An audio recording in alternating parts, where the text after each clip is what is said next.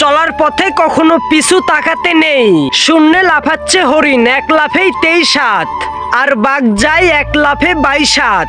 তাহলে অঙ্কের হিসাবে বাঘ কখনোই হরিণকে ধরার কথা নয়, কিন্তু বাস্তবে ঘটে উল্টোটা। বাঘের হাতে হরিণকে কাবু হতে হয়, কিন্তু কেন?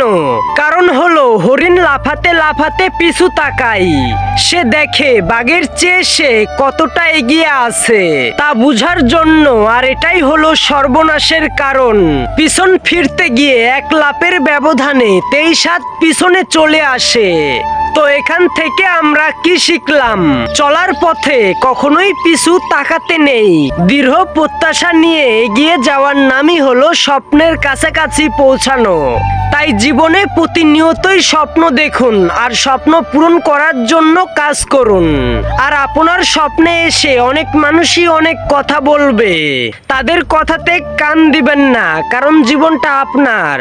আপনি সফল হলে তারা আপনাকে নিয়ে গর্ব করবে, আর আপনি ব্যর্থ হলে তারা আপনাকে নিয়ে হাসি তামাশা করবে। তাই কারো কথাই কান দিবেন না, নিজের লক্ষ্যে পৌঁছানোর চেষ্টা করুন।